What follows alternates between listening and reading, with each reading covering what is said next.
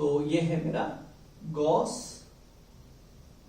Theorem और Gauss law, ठीक है, गॉस लॉ क्या है देखिए, ये क्या बोल रहा है, for any hypothetical close surface, हमने ऑलरेडी बना चुके हैं इसको अभी लॉ के हिसाब से पढ़ेंगे।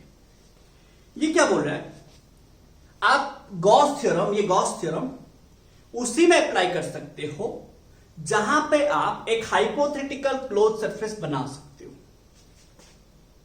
समझो बात को,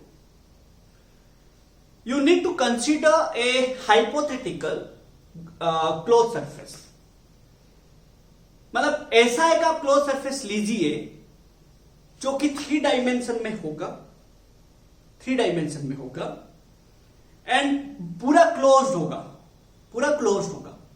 that hypothetical close surface, imaginary close surface is known as Gaussian surface. उसको क्या बोलते हैं, गॉसियन सरफेस। क्या बोलते हैं भाई, गॉसियन सरफेस। गॉसियन सरफेस क्या है, an imaginary close surface, an imaginary hypothetical close surface in which हम कुछ चार्ज रख सकते हैं, इनसाइड जिसका कुछ हम चार्ज रख सकते हैं, उसी को ही हम लोग बोलते हैं गॉसियन सरफेस। गॉसियन सरफेस क्या है, Gaussian surface is the surface which is hypothetical imaginary 3D surface which is closed, ठीक है। An imaginary hypothetical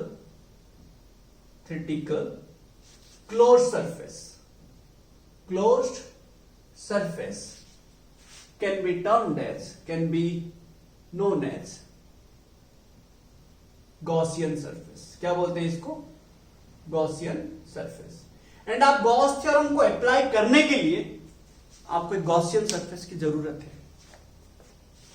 You cannot apply Gauss theorem without considering Gaussian surface। आप हमेशा गॉसियन सरफेस लेके ही Gauss theorem को apply करेंगे। This Gauss theorem can be cylindrical, can be spherical, can be cuboidal, can be cubical, anything. But if we wish to apply Gauss theorem anywhere, अगर आप apply करना चाहते हैं, then you have to consider a Gaussian surface। Without considering Gaussian surface, we cannot apply Gauss theorem। Gauss theorem बोल रहा है कि अगर तुम मेरा लॉ को अप्लाई करना चाहते हो, then consider this Gaussian surface which is imaginary hypothetical surface है, जो कि क्लोज्ड है, बंद सरफेस है। बात समझ रहे हो, that is a imaginary hypothetical close surface, ठीक है। अब बताइए, मैंने क्या किया, एक पॉइंट चार्ज लिया, ध्यान से समझिए। मैंने क्या किया, एक पॉइंट चार्ज लिया, ठीक है। मैंने एक पॉइंट चार्ज लिया क्यू, फिर मैंने उसको एक, अभी गॉस थ्योरम बोल रहा है कि क्लोज सरफेस लो, गॉसियन सरफेस लो, तो मैंने एक पॉइंट चार्ज लिया Q प्लस Q। यहां से इलेक्ट्रिक फील्ड लाइंस बाहर आ रहे होंगे, ऐसे इलेक्ट्रिक फील्ड लाइंस बहुत सारा बाहर आ रहे होंगे, हाँ कि ना, बहुत सारा बाहर आ रहे होंगे। तो इलेक्ट्रिक फील्ड लाइंस पर ए पॉइंट सोर्स चार्ज क्या होता है, स्पेरिकल सिमेट्रिक होता है। तो मैंने क्या किया, इसको, ये चार्ज को एक हाइपोथेटिकल गॉसियन सरफेस लेके बंद कर दिया। तो मैंने क्या किया, ये मेरा फील्ड लाइंस ऐसे होंगे, है ना, चारों तरफ ऐसे निकल रहा होगा।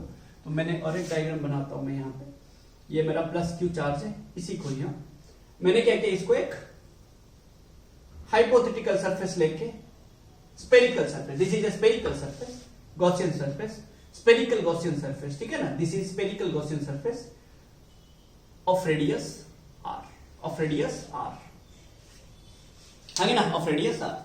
Electric field line for a point source charge क्या होता है, रेडियल सिमेट्री होता है, अलोंग रेडियस होता है ना, रेडियली जाता है, स्पेरिकल सिमेट्रिक अलोंग रेडियस, है ना, रेडियली आउटवर्ड, रेडियली इनवर्ड, ऐसे पढ़े थे हम लोग। तो ये मेरा प्लस क्यू चार्ज है, तो जो इलेक्ट्रिक फील्ड लाइन कैसे होगा, हाँ कि ना रे भाई, समझ रहे हो ना, ऐसे जा रहा होगा। तो मुझे बोला गया what is the flux associated, निकाल लिए अबाउट दिस गॉसियन सरफेस। ये मेरा गॉसियन सरफेस है, ठीक है, this Gaussian surface, Gaussian surface, जो कि मैंने कंसीडर किया हुआ है, ठीक है, जो कि मैंने कंसीडर किया हुआ है, ठीक है। अब देखिए मैंने क्या किया, इस गॉसियन सरफेस का एक छोटा सा एरिया लिया, छोटा सा एरिया लिया डीए। हमेशा एरिया वेक्टर क्या होता है सरफेस एरिया को? परपेंडिकुलर। हाँ कि नहीं भाई, एरिया वेक्टर हमेशा परपेंडिकुलर होता है।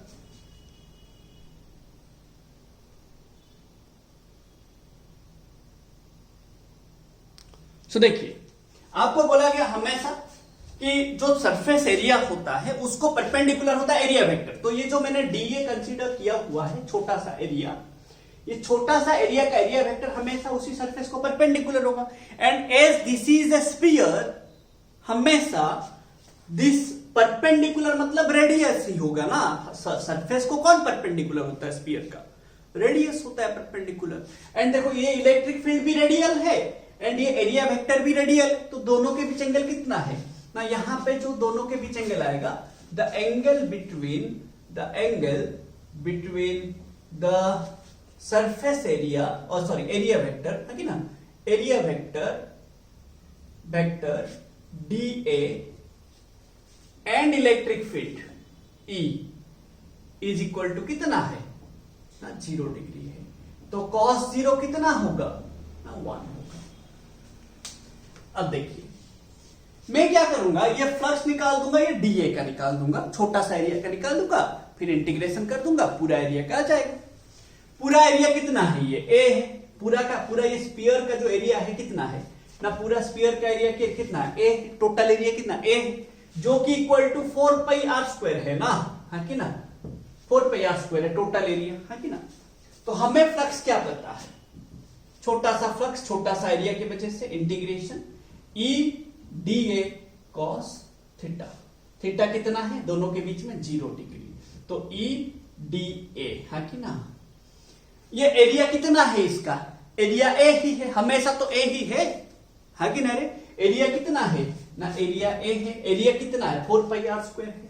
अब यहां पे बताइए, ये पॉइंट चार्ज इस पॉइंट पे ध्यान से समझिए, एक point charge plus Q, Gaussian surface कितना डिस्टेंस पे है? आर डिस्टेंस पे है। तो ये पॉइंट चार्ज आर डिस्टेंस में कितना फील्ड देगा? कितना फील्ड देगा ना? इलेक्ट्रिक फील्ड का क्या फॉर्मूला है? 1/4 pi epsilon naught epsilon r q by r square, हाँ कि ना? याद है कुछ?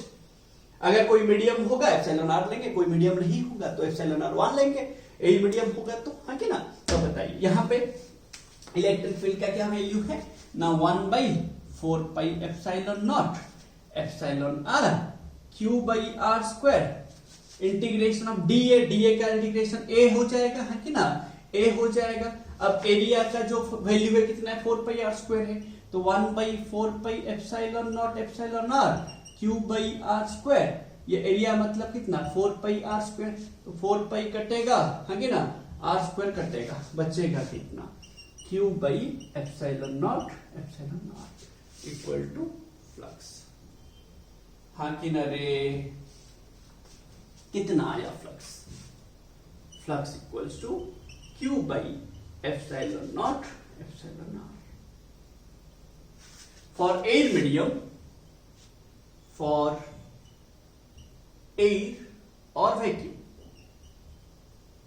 कितना होगा? Epsilon r 1। तो फ्लक्स कितना बनेगा ना? क्यू बाई एप्सिलॉन नॉट, हाँ कि नहीं? तो गॉस थ्योरम क्या बोल रहा है? ये ऑलरेडी हम निकाल चुके हैं, ये ऑलरेडी हम कर चुके हैं, है कि ना? गॉस थ्योरम क्या बोल रहा है? The flux associated with a closed Gaussian surface, the total flux associated with a closed hypothetical surface, that is Gaussian surface. हमेशा गॉसियन सरफेस, गॉसियन सरफेस क्या? An imaginary hypothetical closed surface, Gaussian surface is equals to 1/epsilon naught times 1/epsilon naught times the charge enclosed inside the Gaussian surface, है कि ना? इसको आप लिख लो, हम इसका स्टेटमेंट लिख लेंगे, ठीक है? तो गॉस थ्योरम क्या स्टेट करता है? यही गॉस थ्योरम, यही गॉस थ्योरम क्या बोल रहा है? गॉस थ्योरम ना, आपको जब भी गॉस थ्योरम अप्लाई करने के लिए बोलेगा, एप्लीकेशन ऑफ गॉस थ्योरम जब भी बोलेगा, आप हमेशा ओ यूज करेंगे। तो गॉस थ्योरम क्या बोल रहा है? The total flux associated with any hypothetical closed surface, that is Gaussian surface, must be equal to 1 by epsilon naught times 1 by epsilon naught times the charge enclosed inside the surface. The charge enclosed inside the surface. तो statement लिख सकते हैं. The total flux associated with any Gaussian surface. Gaussian surface क्या है ना? An hypothetical imaginary closed surface. Gaussian surface must be equal to 1 by epsilon naught times the charge enclosed inside the Gaussian surface. हाँ कि ना रे, कुछ समझ आ रहा है रे भाई? ठीक है ना? तो ये मेरे को समझना है. तो the total flux associated with any Gaussian surface must be equal to 1 by epsilon naught times the charge enclosed inside the Gaussian surface. तो फ्लक्स क्या हो जाएगा? Q enclosed inside the surface, जो हम ऑलरेडी कर चुके हैं, by epsilon naught. ये गॉसियन सरफेस है. ठीक है?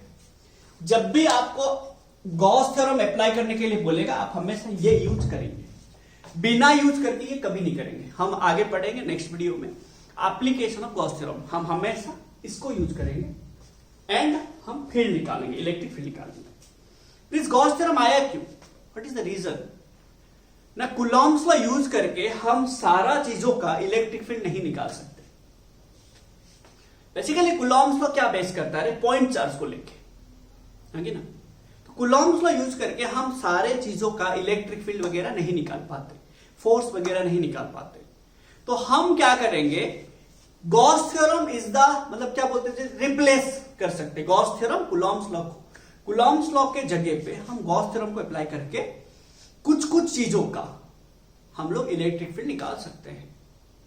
तो बेसिकली कूलॉम्स लॉ का जो रोल है, गॉस थ्योरम का भी वही रोल है, बट वो इनवर्स स्क्वायर लॉ के ऊपर डिपेंड करता है कि ना? ये कुछ अलग वे में आता है. तो आपको मैं बोला क्या कि कूलॉम्स लॉ जो है, बात समझिए, उसको ही रिप्लेस, उसी को हर जगह पे यूज नहीं कर पाते, इसलिए हम गॉस थ्योरम को पढ़ रहे हैं. बात समझ रहे ना? तो ये क्या है आपको याद रहेगा. इसका कुछ चीजें हैं इंपॉर्टेंट है, बहुत सारा इंपॉर्टेंट पॉइंट्स है जिसको आपको समझना है अच्छे से. जैसे देखिए, जैसे क्या है, हमेशा देखो फ्लक्स इक्वल्स टू, हमें ये हम पढ़े ई डॉट ए, है ना? ये दोनों को मैं इक्वल कर सकता हूं. तो मैंने E dot A equals to क्या किया? Q by epsilon naught. ये क्यू क्या है? Inside the surface. तो गॉस थ्योरम आप देखो, क्या पहला पॉइंट क्या है? गॉस थ्योरम आप कोई किसी भी टाइप का क्लोज सरफेस के लिए यूज कर सकते हो, पहला पॉइंट. बट जब भी आप गॉस थ्योरम यूज करेंगे, जो चार्ज लेंगे वो चार्ज उसी सरफेस के अंदर वाला लेंगे, उसी सरफेस के बाहर वाला नहीं लेंगे.